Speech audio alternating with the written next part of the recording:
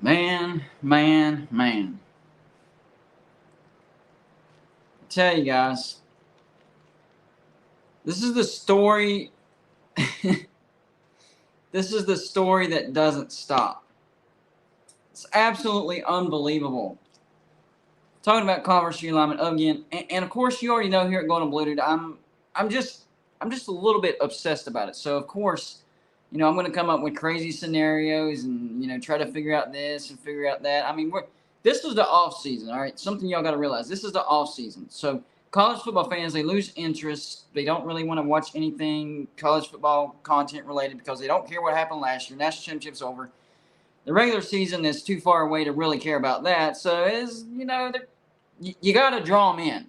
You got to entertain them and draw them in, and that's what we're doing here at Golden Blue Dude. You can call them conspiracies. You can call it clickbait. I know people love to call me clickbait. That's fine. Call it clickbait. But as long as you're entertained, that's all that matters.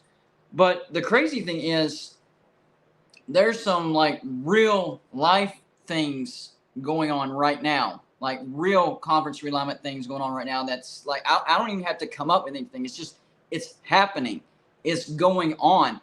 And now we got two things to talk about, like two things at the same time. We got the Pac-12 situation, and we also have now the ACC situation. Florida State done stirred it up again, stirring up the ACC stuff, and so I'm good with it. I love it. I love talking conference realignment. Now, I will say this: once we get closer to the actual regular season, we'll do our preseason predictions. We'll do our way too early top 25, all that stuff. That stuff doesn't go away. We'll keep that coming. But it's too early to be doing that stuff. So here, we're talking about what's going on right now, and that's conference realignment, or even the possibility of conference realignment. Let me take a breath real quick, all right? All right, if y'all haven't already, please hit the like button. If you're watching a replay of this, you weren't able to catch the live, that's okay. Hit the like button. It still helps the video. What that does is it gets YouTube to suggest the video, and it gets more views. So if you hit the like button, that would help out the video tremendously. If you're not subscribed, that helps as well. We do videos every single day, and we do live shows every weekday at 10 p.m. So if you're obsessed about college football just like I am, hit the subscribe button. This is the place for you. Also, if you have a comment, you got to get something off your chest. You want everybody to see. You want me to talk about it. You got a question in the troll comment, whatever the case may be. Hit that super chat button. It's a little dollar sign that you see on the bottom right-hand corner. Anything you put in that super chat is going to go on the screen, just like you see our subscriber count right there, 12,871. It's going to go on the screen just like that. We're going to read it to everybody, and it's a great way to support the channel. Listen, us college football YouTubers, we always, and I mean always, appreciate those super chats and donations. But in the off season, it means just a little bit more. It means just a little bit more. It keeps us going in that off season. So we greatly appreciate you supporting the channel. Those donations, keep them coming, and give us something. Give us a great comment. I mean, some of these comments that I see, I'm like, man, that's something that I really want to talk about. So bring in those comments, bring in those super chats, and let's get into it. By the way, before we get into this, we are actually simulcasting, all right? So if you're watching here on Golden Blue, go check us out. We're doing the same exact thing on West Virginia football, on the Voice of College Football. So I'm live streaming here and on that channel as well. Last time I looked, we are 144 subscribers away from 1,000. So we're getting closer and closer. So if you just want to go check it out, hit the subscribe button, come right back. That's fine as well. We're just trying to get to 1,000. That way YouTube takes that channel more seriously as well. But here, we're grinding our way to 13,000. And today, on deck, Pac-12 and ACC. Whew. Man. So today, we heard some things about Florida State. Listen, I've been talking about the ACC for like 2 years now. And I'll say this, I made the mistake, and I own this mistake. It was a mistake. I shouldn't have done it, but I trusted my sources too much, all right? I'm going to say that. I trusted my sources way too much, and I made a big boo-boo. Made a big boo-boo, okay? What I did, this was back in 2021. This was when Oklahoma and Texas announced that they were going to the SEC, right? Well, I had some sources, and these were good sources, guys. I'm telling you, they were in the situation, like in the situation. They're saying, yeah, going to Blue, Notre Dame, West Virginia, going to ACC bucket, man. You want to talk about, just don't say your name, man. You want to talk about it, you want to predict it, fine, whatever, just don't say your name. Okay, cool.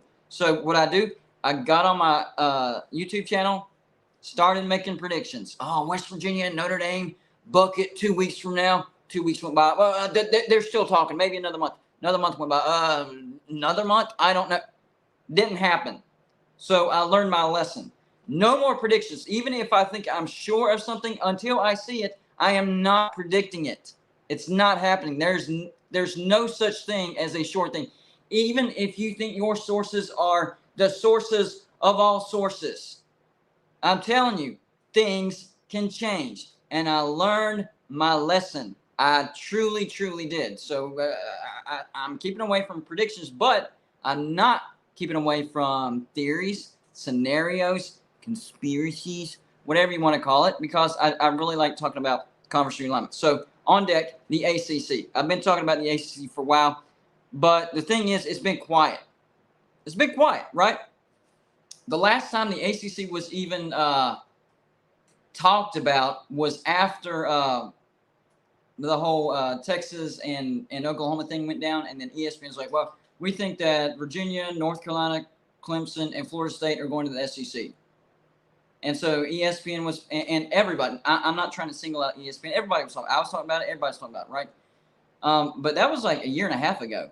And then it just kind of died down. And you haven't heard anything from the ACC. People started doing videos on the grant of rights, how ironclad it is, that buyout's $500 million. The only way to do that is, maybe a majority vote to dissolve the grant of rights, which I've done videos on that as well. Never happened. Right? So just settles down. ACC just kind of goes on the back burner. Nobody really talking about it. And then today, out of nowhere, Florida State story comes out. And the athletic director for Florida State, I can't think of his last name now. I know his first name, Michael DeHart. Is it DeHart? Michael DeHart? Dang it. That happens to me. I lose names. I think it's DeHart. If y'all know the last name, let me know in the comments section. But anyways, the athletic director of Florida State, does an interview and talked about how Florida State's not happy with the payout from the ACC. He talked about Florida State is responsible for 15% of the revenue of the ACC, but only returns 7%. And he said every year that Florida State stays in the ACC, the gap between Florida State and members of the SEC and the Big Ten is just going to get bigger and bigger and bigger. So what he decided to get a legal counsel and look into the buyout, the ACC buyout, the ironclad, the $500 million buyout that nobody's ever getting out of. Turns out it's not $500 million. The figure that he gave was significantly lower. Now, it's a good chunk of change. Don't get me wrong. It is a good chunk of change. $120 million. That's a lot of money. Nothing to sneeze at. But compared to $500 million, much more doable. And, the way that Florida State's athletic director put it is like, yes, that's a large amount, but the difference that we would make in these other conferences versus the ACC, that would be made up in less than 2 years. Less than 2 years. And then there's the possible option. I don't know if it's an actual option. I've heard that other teams have done this. I think, who was it? I can't remember. Somebody had a payment plan as far as an exit fee. You know what? I had the team in my head before I went live, but of course, gone. Anyways, there is a precedent where a team left it might have been Nebraska going to the Big Ten, but they were put on like a payment plan, so they didn't have to pay it all at once, all up front, and they kind of did it like within 3 or 4 years. So if there's an option, you're not shelling out $120 million right off the bat. Maybe that's an option. I don't know. Bottom line is, if you do the math, it would make sense for Florida State to chuck up shovel out that 120 million now, get into either the SEC or the Big Ten, wherever they go, and then start making that money, and boom, within 2 years, you've made up what you had to pay out. And then beyond that is just, gravy, gravy, gravy. You're in the green, green, green. You're in the black, black, black.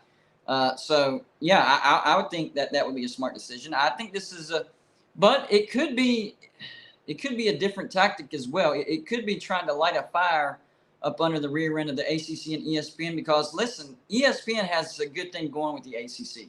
They do. They're paying pennies on the dollar for some pretty good brands. There's a lot of skank brands in there, but at the same time, there's some good brands in there. I mean, the money they're paying to retain North Carolina, Florida State, Clemson, Virginia Tech, Virginia, and NC State, Miami Hurricanes, some good brands in there. So they do have a good deal with the ACC, and they're making money. I mean, the math that the Florida State athletic director gave it almost looks like ESPN or the ACC, whoever, is stealing from Florida State. That's kind of how he tried to make it look like. They're stealing from us because we're worth 15% of the revenue that the ACC has made, and we're only getting back 7%. So we're losing 8%. So that'd be the ACC stealing or ESPN stealing, right?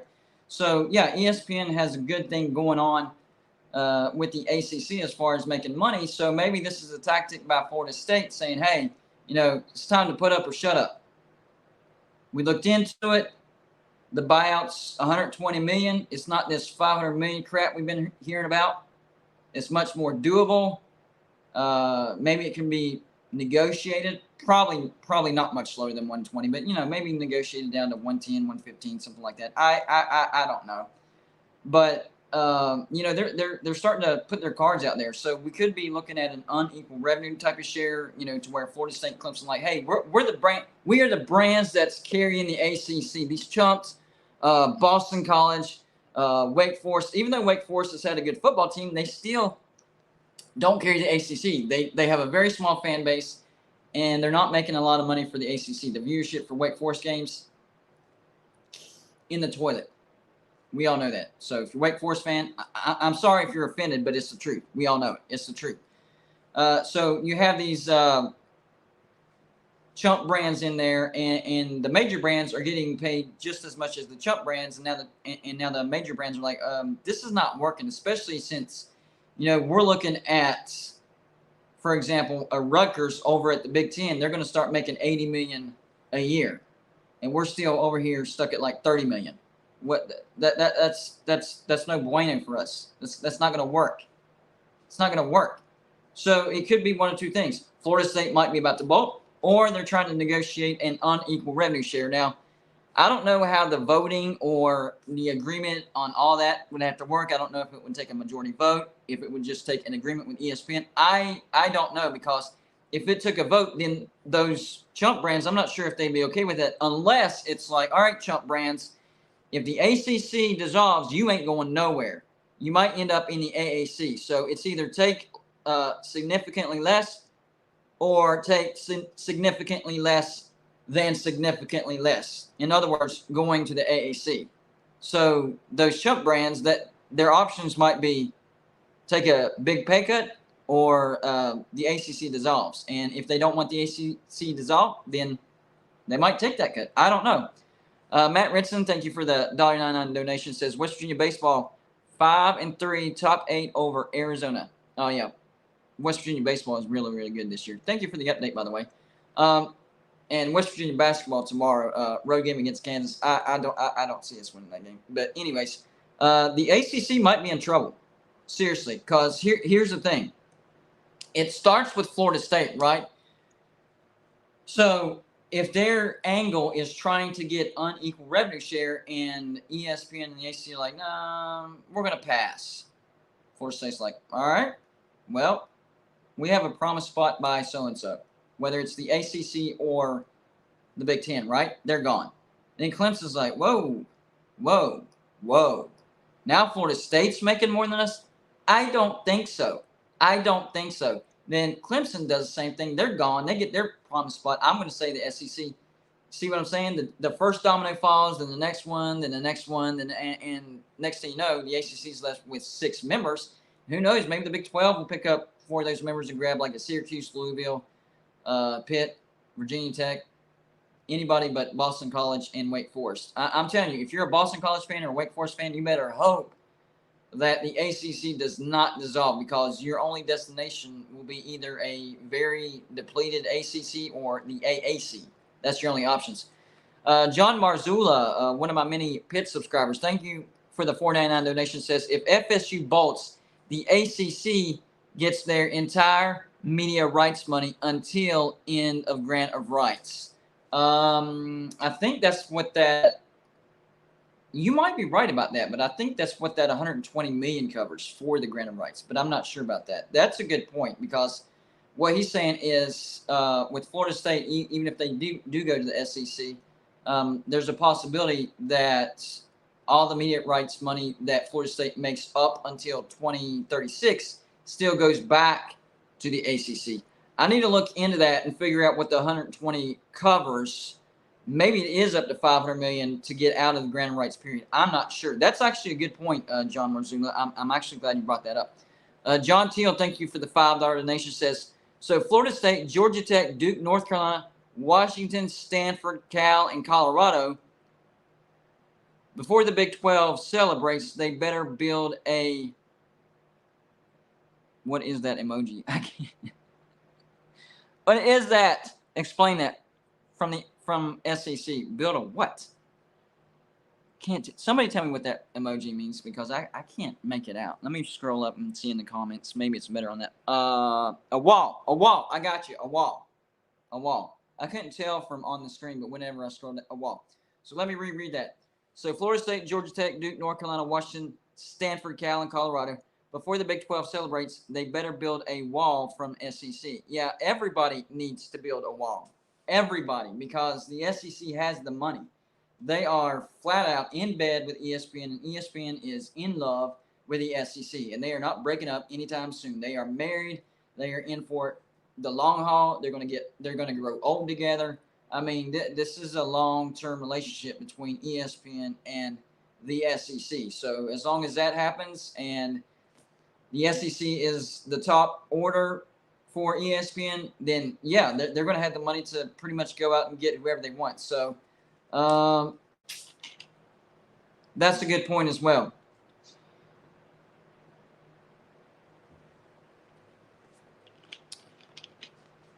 So maybe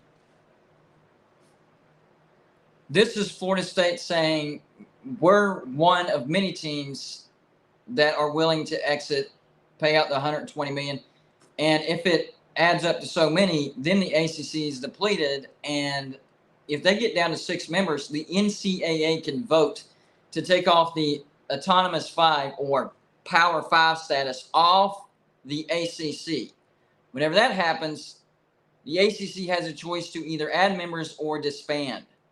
So if they get down to those 6 members, I'm thinking it would be down to Wake Forest, Boston College, Pitt, Syracuse, Louisville, and Virginia Tech.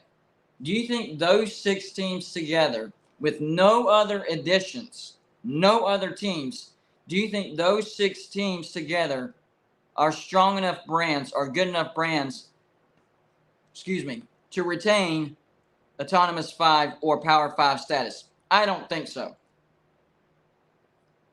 So that's when the problem of, the grant of rights going away, because then the ACC's Autonomous 5 or Power 5 status gets removed, and then they either have to add members or disband. And once that's removed, even if they add more members, the NCAA won't vote to add the Autonomous 5 or Power 5 back on unless they're able to go out and get more Power 5 members. Then it's done. The ACC, never the same. John Teal, thank you for the $5 donation, says, oh no, I mean if the Big Ten got those okay, I didn't see the Big Ten part, my bad. Says, oh no, I mean if the Big Ten got those teams, the SEC will retaliate, and it will be more than just 4 from the ACC. They will look to hit the Big 12. Oh, that's a good point. This could be the start of, right now the Big 12 is in a good spot. They have a TV deal locked down. They put the Pac-12 in a bad spot, which we're going to talk about the Pac-12. Trust me, You think the ACC situation is crazy? That situation is nuts, complete nuts. Okay, guys. But for the for the Big 12, right now they're in a good spot. They have a TV deal. It's not good, all right? It's not a good TV deal, but it's a TV deal. They're stabilized because Brett Yormark did the smart thing. Even though the Big 12's TV deal ends a year after the Pac-12, he jumped the line, made sure he got a solid deal with Fox, and then good old George Kliavkoff over there in the Pac-12 decides, you know what? I think the Pac-12 is worth as much as the SEC and the Big Ten. So what I'm going to do is I'm going to open up the bidding, and I'm just going to give the Pac-12 to the highest bidder. That's what we're going to do. I think we can raise the money. Bid him in the rear end. Bid him in the – they still don't have a TV deal. Still. Or they do, and they just don't want to tell anybody what it is. It's so – we got a TV deal. It's so bad we don't want to tell anybody. We're so embarrassed. Oh, no. Eventually, if you do have it, eventually you got to tell. We have to know because this is getting out of control. But for the Big 12, they stabilized. I think it's $31.5 million per team per year to start out. And like I said, that's not a great TV deal, but it's a TV deal. They're stabilized. So the Big 12 right now, they're sitting back. They're not really nervous. In fact, Brett Yormark is trying to get that Pacific time zone. He wants to target teams out of the Pac-12, but if you can't get the Pac-12.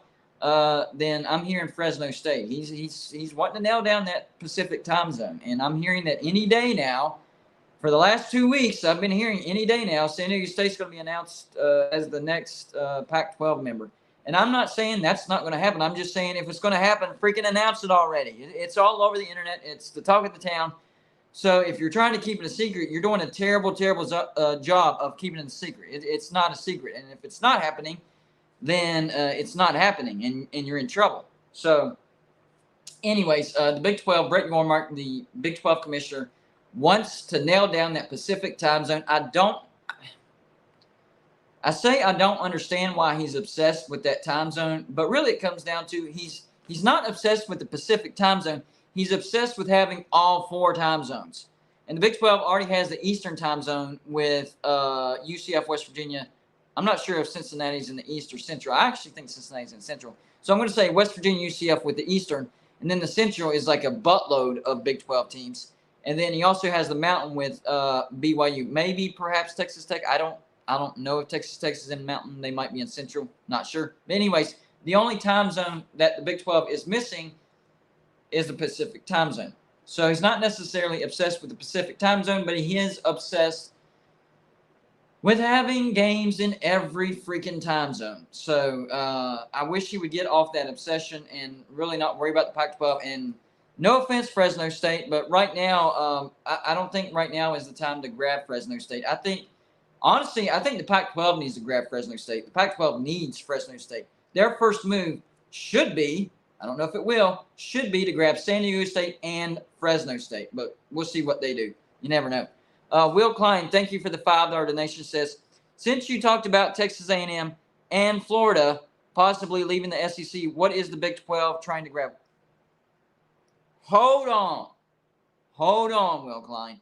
I did not say Texas A&M and Florida possibly leaving. That was a scenario where AAU teams were targeted by the Big Ten. And even in that video, I said there's no way that Florida's leaving. But I do think there's a chance that Texas A&M eventually leaves. I don't know if it'll be in the next 5 years or 10 years, but I'm telling you, it is very, very possible. This is not a prediction, but it is very, very possible that Texas A&M could leave the SEC for the Big Ten because of their hatred for Texas. And the Big Ten does want a footprint in the state of Texas. They already got their footprint in the state of California. Everybody thought that would never happen whenever I made videos about that. They laughed at me about that. So I'm telling you, it's not that far out of the realm of possibility. And Texas A&M's hatred for Texas is what makes it possible. So, yes, it's possible. But we got to see what happens with all this other stuff before we start talking about Texas A&M to the Big Ten. But anyways, what was the rest of your question? And Florida possibly leaving the SEC. What is the Big 12? What is the Big 12 trying to grab? It's the same old, same old. It's up to Brett Yormark. And it looks like right now his obsession with the Pacific time zone is what's guiding his decisions. I wish he would get off that, because as a West Virginia fan, that would be terrible for us.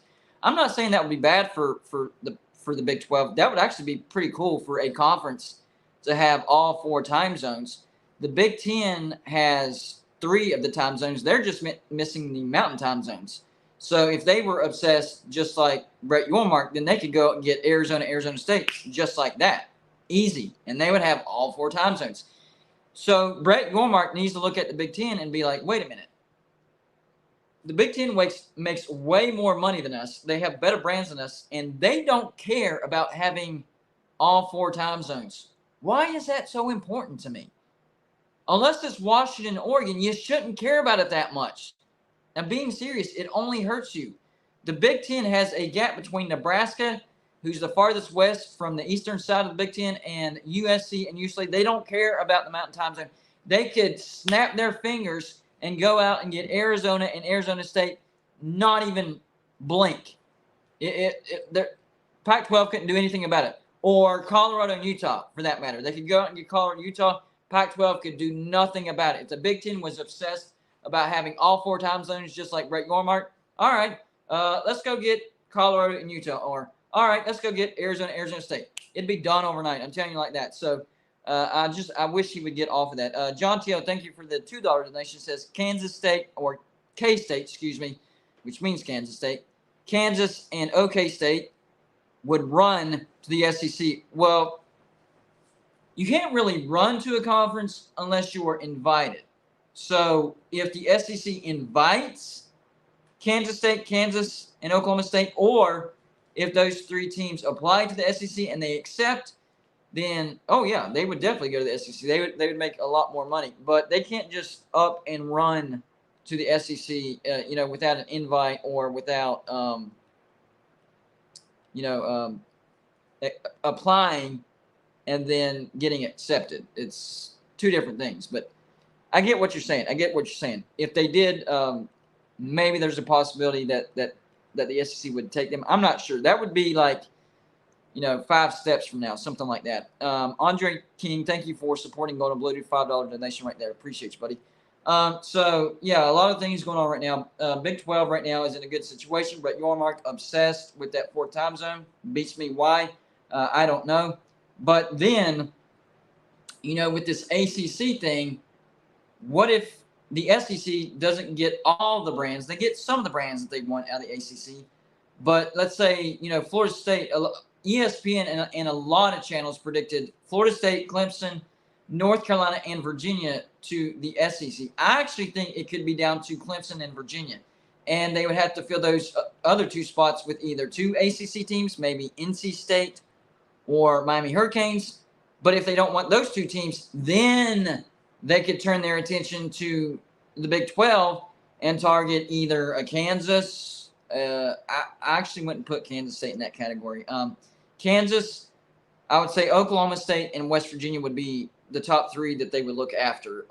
But I don't see that happening, because I do think that they would take the Miami Hurricanes and NC State out of the ACC. Or, if they didn't want either of those, they could get Virginia and Virginia Tech. It just depends on what teams they didn't want. And that's when, the Big 12 could look at the ACC and get those East teams. Get your Pitt, get your Syracuse, get your Louisville, and then get whoever the SEC leaves, either Virginia Tech or NC State. Honestly, sorry, Virginia Tech fans, you're not going to want to hear this, but I actually think that the SEC – I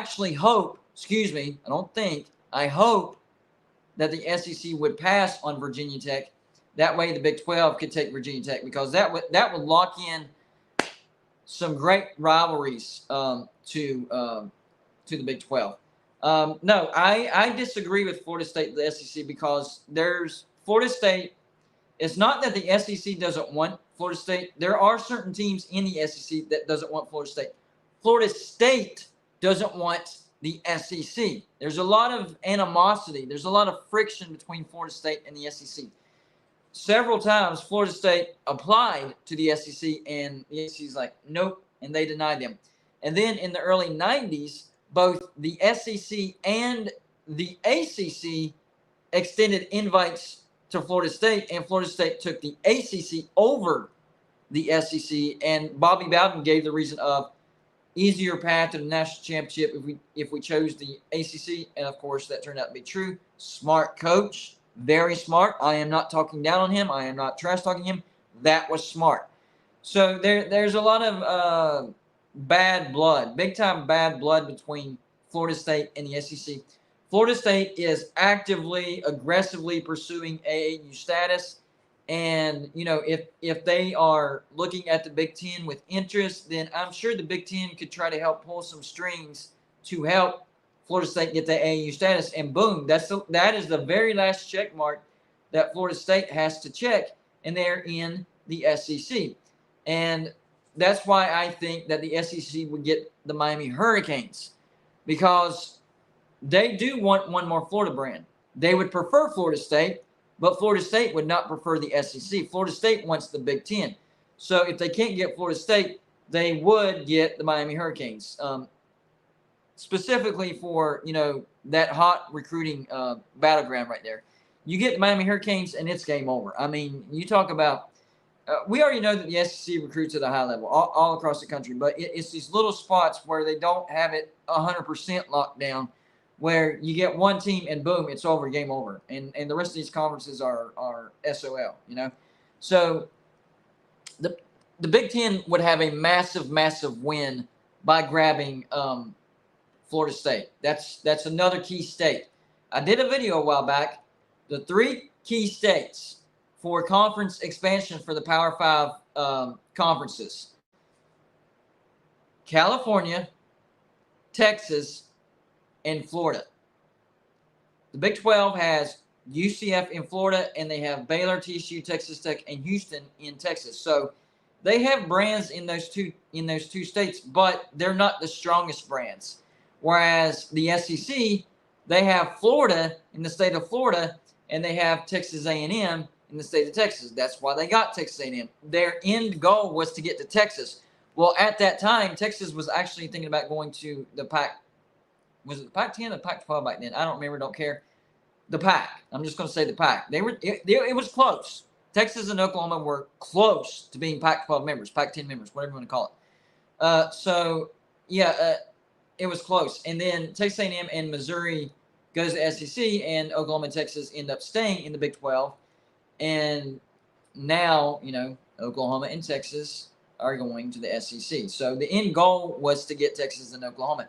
So they hurt. It wasn't a death blow, but they definitely hurt the Big 12 by grabbing Texas A&M and Missouri. And it also helped that Nebraska went to the Big 10 and Colorado went to the Pac-12. In fact, a lot of people thought that the Big 12 was dead. And then the Big 12 went and got West Virginia and TCU. And then this past 2021, Oklahoma and Texas left for the SEC. Once again, people thought the Big 12 was dead again. They go out and get BYU, Houston, UCF, and Cincinnati. There's 2 separate times where people thought the Big 12 is down for the count. They were weakened significantly both times, but they survived. I mean, I think the Big 12 is probably, as far as brand recognition goes, I would say dead last. Once Texas and Oklahoma leave in brand recognition, I would say the Big 12 is dead last. Because as shaky ground as the Pac-12 is on right now, they still have Washington, Oregon, Utah. Maybe you could throw Arizona in there in basketball, but I really don't count Arizona because I don't really count basketball. So I would say Washington, Oregon, and Utah. Those are 3 premier brands. Big 12 doesn't have any. The closest they have to a premier brand would be a Baylor, a Oklahoma State, a West Virginia maybe, but they really don't have any. ACC, they're making chump money over there, but guess what? They have premier brands. They get Clemson, Florida State, North Carolina. You can throw Virginia in there. You can throw Miami Hurricanes in there. They have premier brands. So as far as brand strength goes, the Big 12 is dead last. So when you put that into perspective, it really blows your mind that the Pac-12 is having all these issues. It tells you how smart Brett Yormark was. With a conference that has no premier brands, they nailed down a TV contract, not a great one. I've already said it 1,000 times. It's not a good one, but it is a TV contract. Meanwhile, the Pac-12 is out there still scrounging for a TV contract. They still have Oregon and Washington, and they still can't get a TV deal. What are you doing, George Kliavkoff? What are you trying to sell? How are you pitching your conference? It makes no sense. It really doesn't. So let's transition to the Pac-12 real quick, because this has been an up and down, roundabout, in and out type of, I mean, it's absolutely nuts, guys. It's absolutely. So we started with, George Kliavkoff saying, we're going to open the bidding to everybody, and I think we can get at least close to the SEC and the Big Ten. Let's open it up, and we'll give it to the highest bidder. Brett Yormark skips the line and says, well, we're going to lock down a TV deal now. It's not great, but we're going to lock it down. Okay, George Kliavkoff, don't care. We're going to keep the bidding open. He does that. Slowly but surely, the Pac-12 starts getting desperate. Okay. I heard rumors that ESPN had a deal on the table worth around $30-35 million per team per year. That was pulled. And then we heard that Amazon/ESPN was in the picture, and that was a total of $25 million per team per year. And then we heard that ESPN pulled that away again, and they reoffered, and it was going to be $10 million per team per year by Amazon and $10 million per team per year by ESPN, for a total of $20 million per team per year. So it's gone down from 35 to 30 to 25 to 20. And then after that, Apple TV has emerged as the major player to pick up the Pac-12. And whenever that happened, I'm like, why would you do that? And I heard people saying, well, it seems like a good deal. The Pac-12 is saying that they're going to get a $35 million per team per year. I'm like, congratulations on the Pac-12. If they can get a $35 million per team per year on Apple TV, then they pulled one over on Apple TV, because there is no way that Apple TV will get the viewership to validate $35 million per team per year for the Pac-12. Not going to happen. But then I heard that all the Pac-12 presidents said, nope, we don't want to go 100% streaming. We don't want to do that. I heard reports saying that. They all vehemently, that was the wording used, vehemently did not like that idea. All presidents. Then yesterday, Arizona State's athletic director, I said president in my video, and I got slammed for that. Excuse me, I meant athletic director. Sometimes you say the wrong name or whatever. Athletic director came out and said, Pac-12 has a TV deal. It's not a great TV deal, but it's enough to keep the conference together. Okay. And what? Who is it with? The amount, blah, blah, blah. And then today, we heard that Apple TV hasn't, well, we heard sources saying, or rumors saying, that Apple TV never even offered the Pac-12, and then Ion TV emerged as the front runner. And I wasn't even familiar with Ion TV. I'm like, what is that? So I looked it up, and it's kind of like it's an American-owned, United States-owned network that has a significant coverage. It's almost like over the air. It's not on the cable. It's like in the old days when you ever had it. You had an antenna, you can pick up stations. It's probably on some cable, like weird station, whatever. I don't know. It's not, it's not like this nothing type of network. It does have some validity to it, but it's not ESPN. It's not Fox for sure. Definitely a significant step down. But then, like 3 or 4 hours after I put my video out about Ion TV, I heard reports that, who was it? Monty, I can't think of his last name. Somebody contacted Ion like directly and stated that Ion said, no, we never even approached the Pac-12. What is the deal?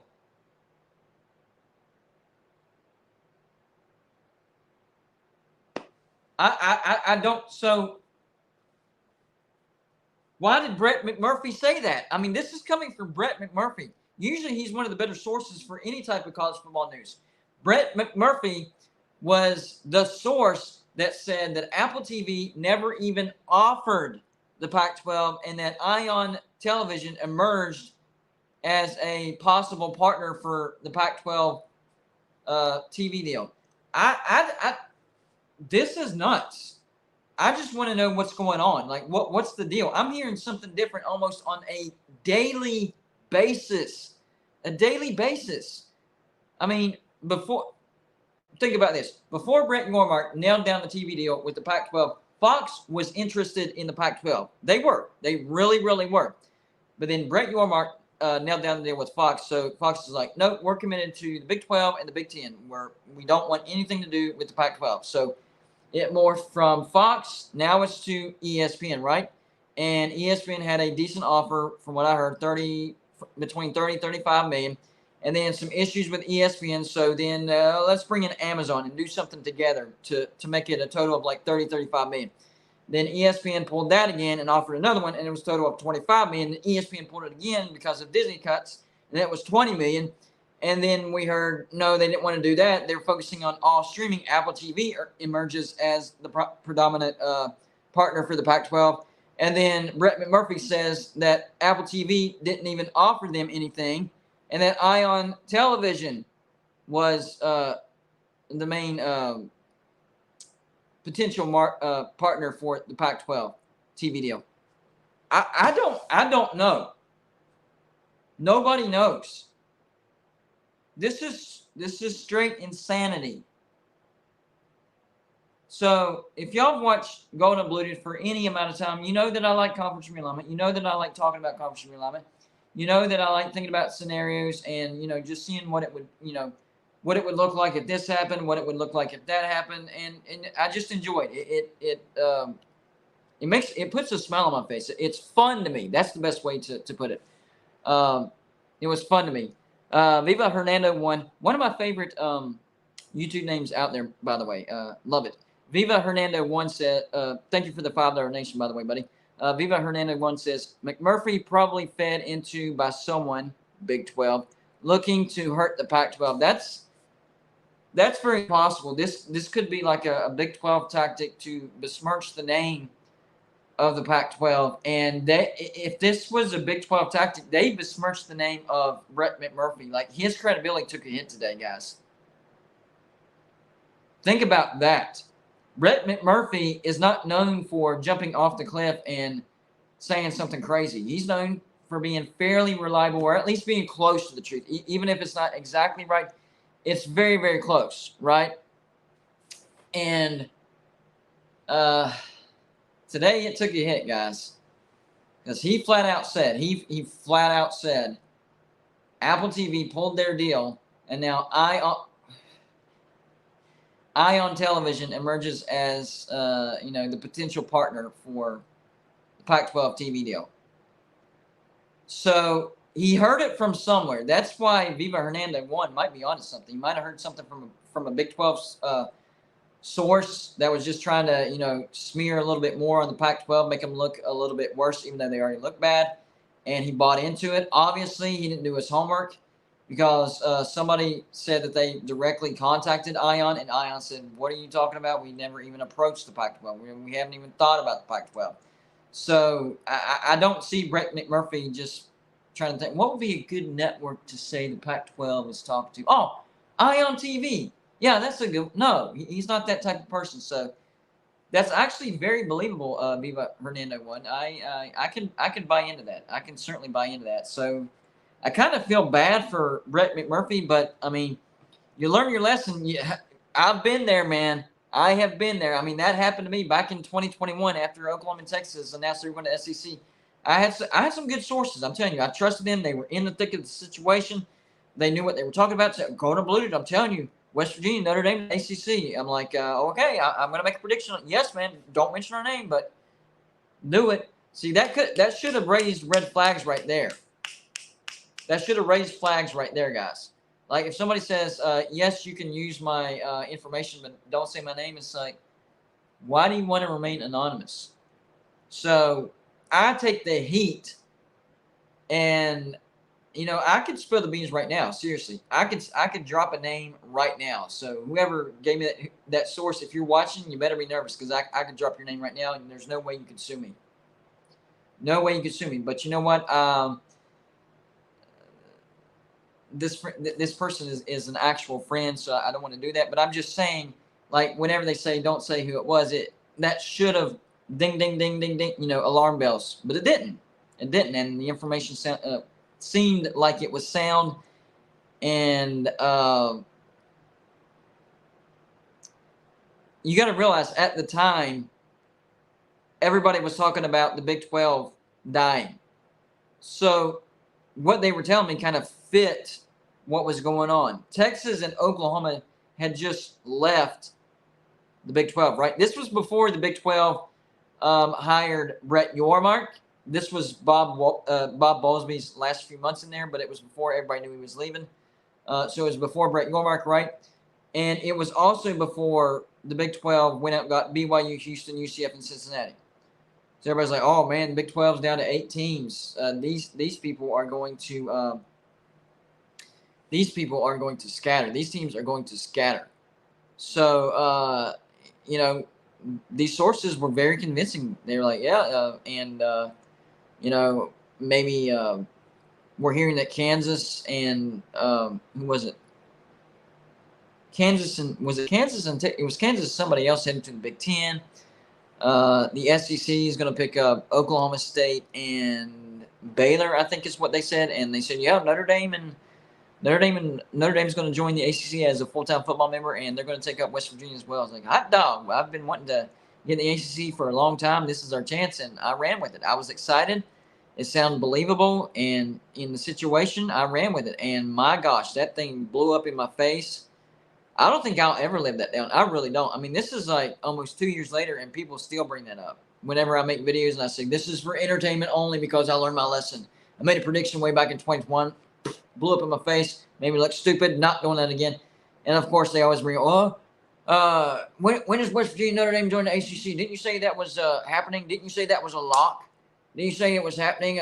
You said 2 weeks from now, and it's like a year and a half. Yeah, that's never going away. So, Brett McMurphy, man, you might be facing the same situation where today you said Apple. What if it turns out that Apple TV is still the main, prospect for the Pac-12 TV deal, and Brett McMurphy comes out and says, no, Apple TV didn't even offer them, and Ion TV is actually the main possible partner for the Pac-12 TV deal. And it turns out, and let's say the Pac-12 ends up actually getting a 100% streaming deal, and it's mainly through Apple TV. How bad is that going to make Brett McMurphy look for that one? Yikes! I mean, he already took a big hit by saying that the Ion network was one of the main choices for the Pac-12 to be a partner in the TV deal. But if it turns out that Apple TV is going to be the partner and they go 100% streaming, well, the first part of that comment, he said Apple TV didn't even offer the Pac-12. So that would be a double whammy. Yikes, man.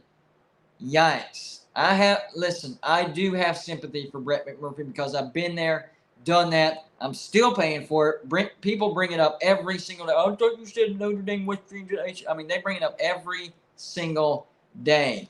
So, if anybody knows Brett McMurphy, give him my phone number, and I'll talk him through this. I'll say, man, it's going to be all right. People won't let you live it down, but life goes on, all right? You'll be all right. Crazy stuff. Y'all don't forget to hit the like button, please. Helps these live shows hit the YouTube algorithm. Hey, even if you didn't catch the live show and you're watching a replay of this, I'm telling you, hit the like button.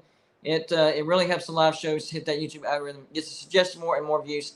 If you have a question or comment you want to be put on the screen, you want me to read, address it, you want it to be out in the open, you want me to talk about it, Super Chat is the way to go. All you have to do is hit that little $ sign that you see on the bottom right-hand corner of the comments. Anything you put in that Super Chat is going to go on the screen, just like you see Viva Hernando 1's Super Chat.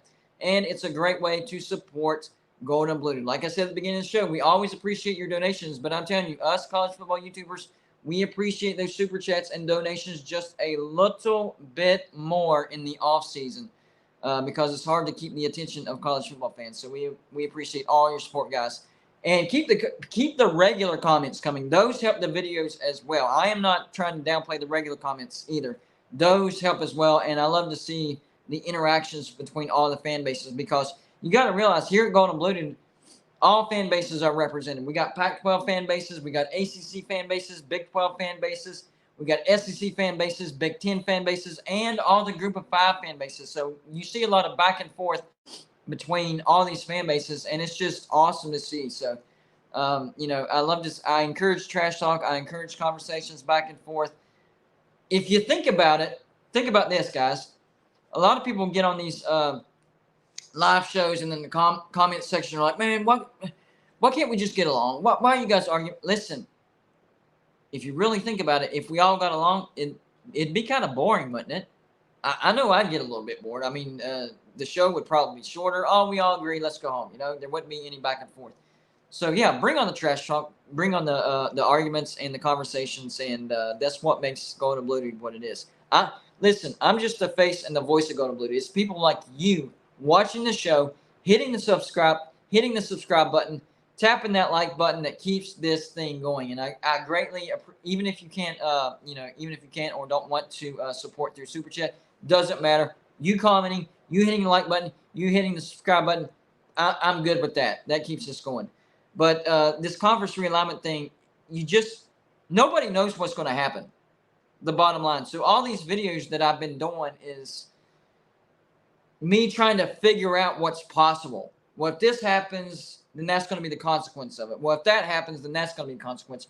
But the bottom line, and the Pac-12 is a prime example of this, nobody truly knows what's going to happen. Even Brett McMurphy was fed bogus information, and now there's egg on his face.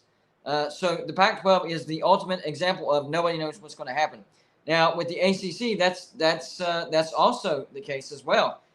Florida State is definitely unhappy. John Marzullo pointed something out earlier that even I'm not 100% sure on this, but, whenever the AD for Florida State said, our legal counsel looked into the buyout to get Florida State out of the ACC, and the figure that they came up with was $120 million. Does that get them out of the grant of rights? That's my question, because if it doesn't get them out of the grant of rights, then it does them no good. Because their media rights, what they make through the media, would still go to the ACC because they would still be locked in the grant of rights. So that would be my only question about that. So I'm going to look into that and see what that's about. Because if that happens, then there's no use in that. And the only way that people can exit the ACC before 2036 is if there's like multiple people. And then the autonomous 5 or the Power 5 label is taken off. It's basically protection. But once a Power 5/Autonomous 5 conference gets down to 6 members, I don't know if y'all knew this or not, but according to the NCAA bylaws, if a Power 5 conference gets down to 6 members, then the NCAA can take a vote to decide whether that conference can keep Power 5 status or the Power 5 status is removed. And the most likely case is, unless you have like Texas, Ohio State, Alabama, Georgia, USC, and Notre Dame, the top 6 biggest brands. If you don't have those 6 brands as your remaining 6 brands, then you're going to get the protection taken off of you. So you get down to 6 members. They're probably going to take the Autonomous 5 or the Power 5 label off of you. Whenever that happens, then you must either add more members or disband. Even if you add more members, you're probably not going to get that Power 5 status back. Most likely you're not, because you're not going to be able to add more Power 5 members because you were just depleted down to 6. So you're going to be looking at Group of 5 conferences. And, just trying to get look at Conference USA. That's why Conference USA, they added Kennesaw State. They added Jacksonville State from FCS. They added, Sam Houston from FCS. They added Liberty. The reason they added those teams was to get their numbers back up so they wouldn't have to disband. They were down to the number to where if they didn't add more teams, Conference USA would have had to disband. And those teams didn't have a spot. They didn't have a landing spot. So they got desperate. Conference USA got desperate. So what they do? They went out and got these little brands. Why didn't Liberty join Conference USA? I don't know. I really don't. That's Conference USA is the worst Group of 5. No, conference period. Group of 5 conference and Power 5. Conference USA, worst of the worst. Worst. I don't understand why Liberty chose Conference USA.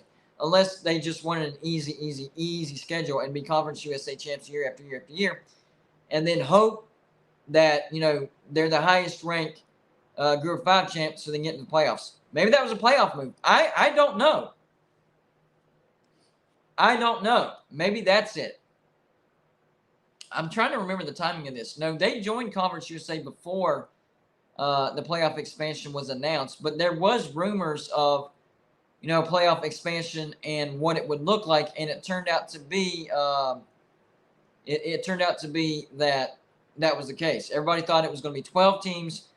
I actually did videos with that exact prediction that came true. I said 12 teams, top 4 champs get a bye week, and top 6 get an auto bid. And then I said seeds 5 through, what was it, 5 through 8 or 5 through 9 get a home playoff game. I made that exact prediction, and that prediction came exactly true. So maybe they knew that, and they're like, okay, so the easiest path to a conference championship would be in Conference USA. And, you know, we've been pretty good over the past few years. We've built up our brand.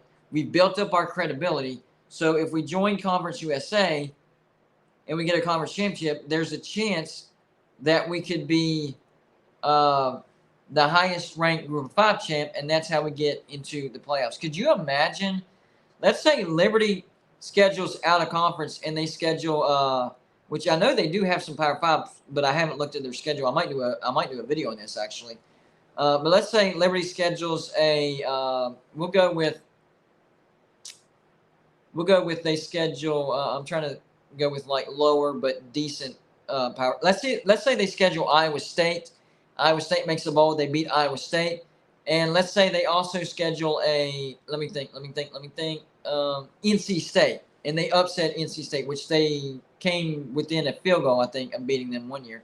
So let's say they upset Iowa State, who goes on to make a bowl at like 7-5, 8-4, and they beat NC State, who turns out to be a decent team as well, and they go 8-4, something like that. And they run roughshod over Conference USA. So they finish the regular season like 11-1. They trip up, or they go undefeated in Conference USA and get both of those Power 5 wins. And they win the Conference USA, right? That they would have an argument to be the highest ranked Group of 5 champ. They would. So it just depends on, you know, who they schedule out of conference. I know they've been scheduling Power 5, but they haven't been in a conference. Now they're in Conference USA, so now they're locked into playing Conference USA teams, which are cake. Liberty should wax the floor with Conference USA. So they would definitely have to depend on, you know, scheduling out of conference, scheduling tough. They would really have to challenge themselves if they're trying to make the playoffs. But now that Hugh Freeze is gone, I mean, I think Liberty takes maybe Liberty knew that they were going to lose Hugh Freeze. I don't know. I'm not sure about that. I am not sure about that. We'll see. Another thing is the Notre Dame factor, right? I see Ryan Steen talking about Notre Dame. He said, I've heard that Notre Dame's new contract pays them roughly $70 million a year. They really no need to join it. Well, they don't have a new conference, Ryan C. Actually, there's a possibility, and I did a video on this already. There's a possibility that NBC could go after the NBA again in like April, May. I really hope that happens. I don't even care about college football whenever it comes to this particular subject. I hope that NBC grabs the NBA because I loved that as a kid. The theme music, the broadcasters that they had. I mean, the NBA on NBC was bar none the best show whenever it came to sports. So I hope they get that. But if NBC picks up the NBA and they invest a large chunk of money into the NBA, then they might not have the money to give to Notre Dame as far as meeting that 70 to 80 million a year that Notre Dame wants. They're like, we can give you 50 million. Are you good with that? So then Notre Dame would have a choice, which would be stay independent and take the 50 million, or start talking to the ACC and say, hey, how much would the revenue get bumped up if we join the ACC? Will it be above 50 million? If it is, we'll take the deal. If it's not, we're going to stay independent, right? Or they talk to these other teams that are not happy with the ACC. Like, all right, how many people do we have not happy with the ACC? All right, I see Florida State, you're not happy. Clemson, you're not happy. North Carolina, you're not happy. NC State, you're not happy. Virginia, and it gets up to 8. All right, we got 8. Notre Dame makes 9 because we have a nuke vote as well. Let's make this happen. Let's all, get out of the ACC. Let's drop their numbers to where their Power 5 status is taken off, and they either, dissolve or add members in their group of 5, and then, the granted rights don't even matter. I don't know if that 120 million figure that the Florida State Legal Counsel came up with covers the granted rights as far as getting out of the granted rights. I would assume that it would, because why else would he even give a figure? Why? What would be the point? Because if it didn't cover that, then it would read like this.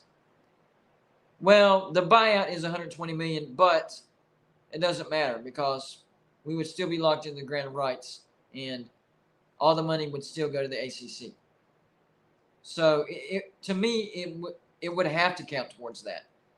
Otherwise, it wouldn't make any sense. I don't know. There's something that I miss in that situation, because Florida State would not leave if there's no way to get out of the granted rights. You would have to get out of the granted rights in order to leave, unless ESPN is willing to waive that just to get Florida State in the SEC. But then there's the bad blood situation between the SEC and Florida State. I'm hearing Florida State would rather be in Big Ten, and that's why they're pursuing AAU status. It's a big mess, guys. It's a big mess. I do know Florida State came out today. They made it crystal clear. They're not happy with the ACC. They stated the facts. Florida State made 15% of the revenue of the ACC, but only got 7% back. That is, they're not even getting half of what they're making for the ACC. They're not happy about that. They said, we took our legal counsel, we looked into it, said it would take $120 million for us to get out of the ACC. Why would you come out and say that publicly if that doesn't get you out of the granted rights? That's what doesn't make sense to me. Maybe they're angling on the ACC, trying to get unequal revenue. That would make sense. And I would agree with Florida State. If you think about it, there should be unequal revenue share in the ACC. There should be. There should be. And I know Florida State's been down in the past years, but Florida State has a massive fan base. They sell a crap ton of merchandise. They still make a lot of money. Now that Florida State is on the up and up again, they're going to make more for the ACC. I'm telling you right now, I think Florida State has a chance to win the ACC and possibly get into the playoffs. If Florida State makes the playoffs, then you're going to hear them. You are going to hear, we're worth more than this. We need an unequal revenue share, or we're going to leave the ACC, whatever it takes. We're going to do it. We'll get out of the granted rights. You're going to hear them chirping. You really are. And I'm not talking down on Florida State for that. I'm not trash talking them. They rightly should. So I would agree with Florida State. They need unequal revenue share for sure. D-Day, thank you for the $4.99 donation, says, GBD, what if the SEC got strategic and added Colorado? I haven't heard that one. Okay. Hold on. Hold on, guys. Give me 1 second. I need to write that down. One second.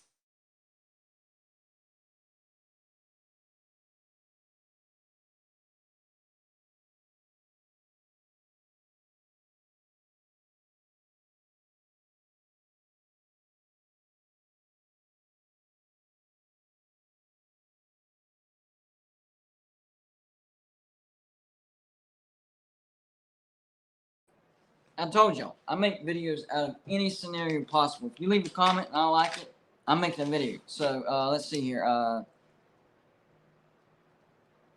I'll change the wording later on, but for now I'm going to say SEC grabs Colorado, and we'll figure out the content. I like it. I like it. It's crazy. That's why I like it. Anyways, GBD, what if the SEC got strategic and added Colorado? They are a new time zone and a traditional Big 8 rival for Mizzou and Oklahoma. True, true, and true. And on top of that, Colorado just got Deion Sanders as their head coach. Man, I wonder if this can screenshot. I hope you don't mind me screenshotting. I hope this allows it. Hold on, let's see if this does it. Hold on. 1, 2, 3. Yep, we got it. Screenshot it. So we're good to go. That's going to be a video because this is crazy. Oh, man. Think about this, guys. D-Day might be onto something. As crazy as it sounds, he might be onto something because just bear with me for a minute. So, Colorado going to the SEC. How would Colorado help the ACC, SEC? Well, Colorado's a new time zone, right? And it's not on the West Coast. So they're not stretching way, way out. They're still staying kind of close. Kind of close. Colorado's close to Oklahoma, right?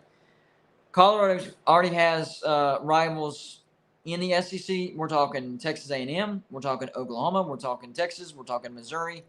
So there's some rivals in there, right? So you have that. Colorado just got Coach Prime. Deion Sanders is there, right? And the NIL contributions rolling in, right? These big-time players want to go to Colorado. Colorado has raised its brand value overnight just by grabbing Deion Sanders. And Colorado, you better believe Colorado would want to keep Deion Sanders forever. How would they do that? Well, going to the SEC would definitely probably do the job. I think the only thing that could get Deion Sanders away from Colorado, if Colorado went to the SEC, was if Florida State came calling. That would be the only thing. So, yeah, that could be a perfect. I don't think that would happen. All right, that's not what I'm saying. It's not a prediction. No, I'm saying it's interesting because of all the factors that go into it. It's a new time zone. There's already some traditional rivalries in the SEC. It's not that far of a stretch. You're only going, what, one state over, I think? Something like that. I'd have to look at a map off the top of my head. I can't 100% picture it, but I think it's just one state over. And then the Deion Sanders factor. And Deion Sanders proved how valuable Colorado can be. It's crazy because last year Colorado was a dumpster fire. And they were worthless. If you watched a Colorado football game, it looked like a bad high school team versus a national championship college football team. They got trounced every single game. How they beat Cal, I don't know. Because all of their other losses, I kid you not, were by at least 20 points. By at least 20 points. It was crazy. Big Jack 512, I'm not saying the SEC's taking on teams. No, this is not a prediction, not at all. We're going into speculation zone right now. I'm just saying I don't think it would be a terrible idea or a bad scenario if the SEC picked up Colorado. It would actually make some sense. Picking up that new time zone, you got the rivalries in there, so you're going to make money off that. Coach Prime is definitely going to make you money. We can see just how much money, how much revenue Colorado will make for the Pac-12, and then we will be able to see how much Colorado is really, really worth. So D-Day, man, I know it sounds crazy right off the top. A lot of people are calling it crazy, but the more you think about it, it's not that crazy. It's really not. I mean, there's a reason the Pac-12 accepted Colorado with Utah, right? I mean, think about that. Back whenever the Pac-12 accepted Colorado and Utah, they were a premier conference. They were a good conference. They had Oregon, Washington. They still had USC, UCLA. They were a good conference. If Colorado wasn't worth something, why would they take that? Why would they take that? Why would they take Colorado? I'm telling you, Pac-12 knew something. They knew Colorado's worth. And even in a bad season, Colorado still packed out their stadium. It's not a big stadium. It's like 50,000, but still, it's packed out. Those fans support Colorado. So, and then Deion Sanders coming in, that's going to bump up the revenue even more. I mean, we're going to be seeing a lot of money thrown Colorado's way. A lot. So I would say never. Would I say it's going to happen? Probably not. I would say the likelihood of Colorado going to the SEC would be like less than 5%, like maybe 1%. It's not good, but never say never. I mean, we've learned that. John Marzullo, thank you for the $4.99 donation. Says, know you're a football channel, but chances of a basketball March Madness selection show live show 100% chance. It's happening. That is 100% happening. In 2021, was it 2021? Hold on. No, it was yeah, it was 2021. I did a live show for the March Madness Selection Sunday, and I broke records for that live show. We had like 400 or 500 people watching at one time. I mean, it got up there. Last year, I was not able to do it because I was out of town. But this year, I will make sure that I am back in time to do Selection Sunday. So, yes, that's going to happen. We will have a live show. Thank you for that super chat, by the way.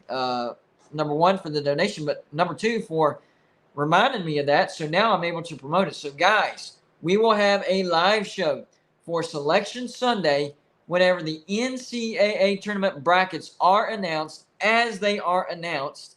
And I'll actually fill out my brackets live for you as well. We will release them as they're being released on the screen, and I'm going to fill them out. And the last time I did it, my brackets were absolute trash, but I don't care. I have fun. Listen, that's what Golden Blue Dude is all about. It's about having fun and talking about what you love. That is what I'm trying to burn into everybody's brain whenever they watch this channel. Oh, Golden Blue Dude, you're wrong about this, you're wrong about that, blah, blah. Okay. I'm still having fun. Why? Because I love college football that much. And I also like college basketball. Not nearly as much as college football, but I really, really like it. March Madness rolls around, I'm doing it. The live show is happening.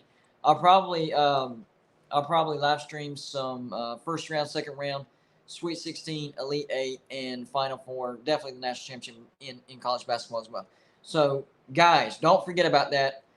Selection Sunday, we will be here live. So come on over to Golden Blue Dude. We'll make it fun for you, because that's what this channel is all about. It's not about trying to be right all the time, blah, blah, blah. It's about having fun, talking about what you love, and not caring what people think about you. I'm serious. When you get to the point to where you start to not really care what people think about, that's when you start having fun in life. If you're always worried, well, man, if I make a video on that, I'm gonna get laughed at, and they're gonna point. Who cares if they laugh and point at you? Who cares? If you're having fun, they're having fun. You're having fun watching it, even though you know it's not gonna happen. If it's entertaining to you and you're having fun, that's all that matters. That's what Golden Blue Dude is all about. Which, by the way, I want to remind everybody, we did a We Are Golden Blue Dude video, I think it was a year ago. So I encouraged all my subscribers to send like a 5-second clip wearing your favorite team's gear. So if you're LSU fan, you're wearing LSU, Clemson, you're wearing Clemson. Whoever your favorite team is, wear gear representing your team. And you do a 5-second video clip saying, we are, or I am Golden Blue Dude. If you're doing it by yourself, you say, I am Golden Blue Dude. If you're doing it with your family or with a friend, you can say, we are Golden Blue Dude. It was amazing. It was like a, I don't know, 25, 30-second video, and it turned out amazing. I think we'll have an even bigger reaction this year, and I think it's going to be our best We Are Golden Blue Dude video we've ever had. So if you want to participate in that, you're more than welcome. All you have to do is wear your team's gear and say either I am Golden Blue Dude or we are Golden Blue Dude. And the email you send it to is, and I'll even write it down because it's weird, hold on. Give me 1 second.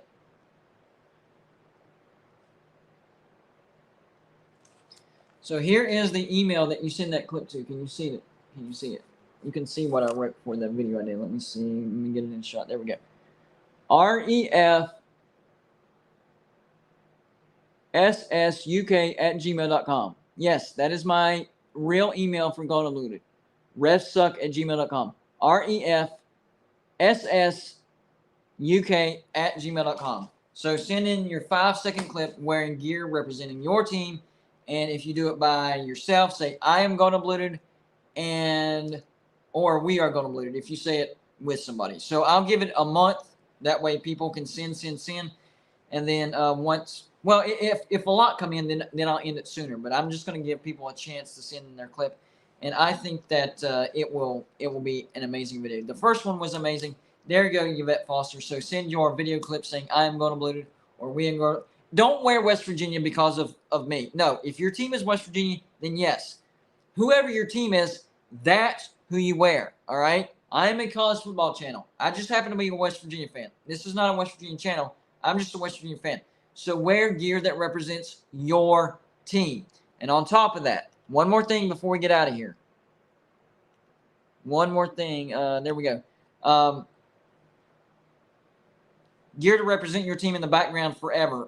It can be a mini helmet. It can be a T-shirt. It can be a hat. It can be a pennant. The pinwheel and pennants is coming back, people. I promise you. Whenever I get my taxes back, we're stretching the shelving, and we're going to fill it in. It's going to have a wall. It's going to be great. So anything you want to send to represent your team, just send it to P.O. Box 360, Liberty, South Carolina, 29657. And it will be a part of Gold and Blue Dude forever. We have a lot of mini helmets, but there's a lot that we don't have as well, including some big brands like Florida. We don't have Florida. We don't have Nebraska. We don't have Texas Tech. We don't have big brands. I need to think. Penn State. We don't have Penn State. We don't have Notre Dame. We don't have Texas A&M. That was a little surprising. We don't have Oregon. Let's see. Any other big brand? That might be it as far as the biggest brands. But anyways, there's some big brands that we don't have. So yeah, if you want your team represented, send it to FSU to the Big 12. No, that's not happening. If they leave, they're going to either the SEC or the Big 10. Anyways, I'm going to wrap this up, guys. Appreciate you coming by. Hey, as long as you have fun, as long as you were entertained, I did my job. I appreciate y'all coming by. I appreciate the comments. Make sure to hit the like button, the thumbs up on the way out. Even if you didn't catch a live show and you're watching a replay, hit the like button. It helps the video hit the YouTube algorithm and get some more views. Appreciate the comments. Appreciate new subscribers if you hit the subscribe button. Don't forget to check out West Virginia Football Channel on the Voice of College Football. We're trying to reach 1,000 subscribers over there. I think we're 144 away. 144 away. We're super, super close. If everybody that watched this live show went and hit the subscribe button over there, we'd be done. We'd hit it. So y'all go check it out. Hit the subscribe button. Even if you don't like West Virginia and you'll never watch a video, that's okay.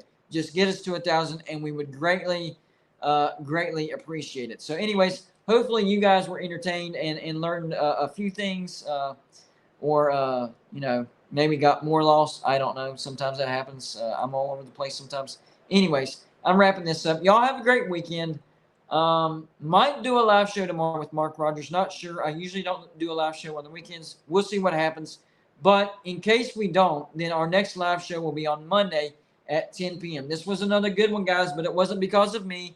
It was because of you, and I really appreciate you guys. Shout out to the Get It Gang, people that send in video ideas to the comments section. Keep those coming, and shout out to all my viewers and subscribers. Appreciate you guys. I love you guys, and you are the reason that Golden Blue Dude is almost to 13,000 subscribers. Anyways, that's it for this show, guys, and it is official.